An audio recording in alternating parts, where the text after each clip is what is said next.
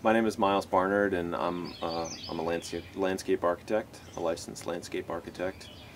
I've lived in Kent County since 1991, originally from New England, from New Hampshire actually, and came down here in '91 and ended up getting a degree at the University of Maryland in College Park in landscape architecture, and worked for about 6 years in the Annapolis area right after school, while I was continuing to live here in Kent County. And then 6 years rolled around and I just couldn't do the drive anymore, and loved living here too much to move over to Annapolis and continue working there. And that was really the impetus for me to open my own office. I didn't really ever have, at least in the beginning, big dreams of having my own company.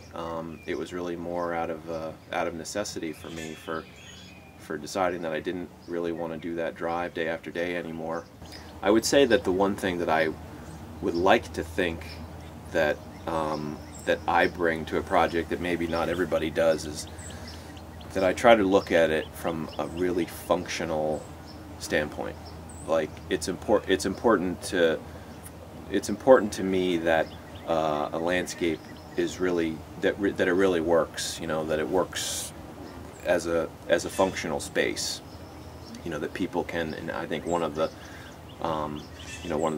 phrases that I have on my website is creating functional spaces for people. So I think what it means is what I was saying before is sometimes you'll see a designer create a space that is really nice to look at, and they're striking to look at, but may not necessarily work. They may not function as anything. So creating human spaces, meaning that the designs that I create are meant to be used.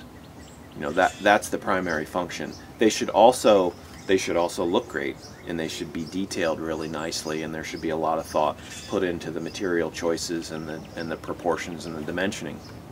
But ultimately, they're there for people to use, and so that's kind of what I'm getting at, and that's a really important thing to me, is that they should all be usable, and it shouldn't be a space that might be really beautiful to photograph and look really great in a magazine, but when you go back to actually look at the space and it's not really being used, you know, to me that's a failed project. So I wrote a little letter, you know, to the paper a while back. It wasn't very long, just kind of more raising the issue of what are we going to do about Fountain Park. More that than trying to have an opinion one way or the other. My thought is pretty simple on Fountain Park, is that farmers market is great. It's unbelievably successful and a huge and important piece of the fabric of Chestertown. And Fountain Park is great. It's a beautiful space that really anchors the downtown.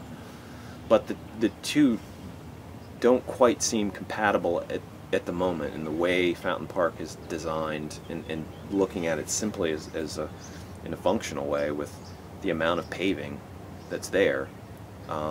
It's a little overwhelmed, I think, by what the farmers market has turned into. You know, if you look at other farmers markets around, how many other farmers markets are there that take place on a grassed surface? I mean, I'm sure maybe you could find some, but I doubt many. You know, most of them happen in parking lots or close down the street or something. So what I said was, we should take a look at that space and say, should we change Fountain Park? Should we add more paving or reconfigure the paving in some way to make it better accommodate the farmers market? Or should Fountain Park be maintained as it is in its current design and not change that design and the farmers market, you know, move to some other street in town? You know, I know a lot of people have talked about moving it beside Monument, you know, that street between Monument Park and Emmanuel Church, and you know, I'm sure every spot has its issues, right? But that, you know, that's definitely one spot that a lot of people have brought up as a good one, and So that, you know, that was sort of my take on it. Kind of coming back to what I was saying before about looking at a space and trying to say, does it work now, and what can we do to make it function better? Mm-hmm. Because right now Fountain Park is just, you know, when the farmers market's not there, and a lot of people don't go there when the farmers market's not there, but you should take a look at it when the farmers market's not there, because it's trampled dirt.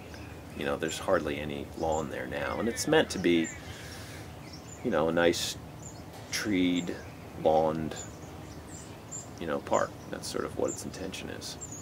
Well, if you were gonna say, okay, the farmers market stays in Fountain Park, that's it.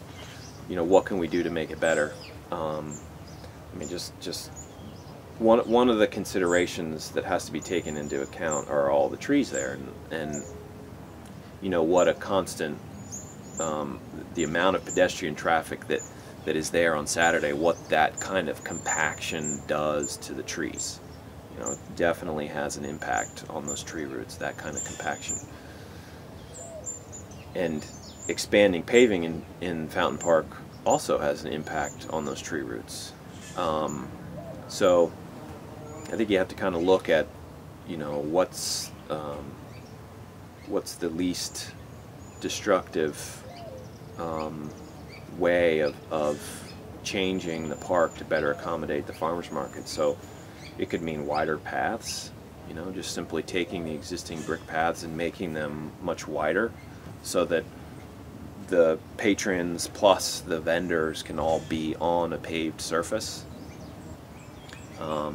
Yeah, that's probably the simplest way to look at it, is just simply taking the existing paving design and just making more of it, you know, making it wider. But you know, keeping in mind that there's only so much you can do there without starting to hurt those trees. And with the park without the trees, you know, is a completely different space. You know, it's part of what makes it beautiful, is that canopy that's there. Mm-hmm. So, you know, in a simplistic way, I think that's, you know, that's what you do, is just simply expand the amount of paving that's there.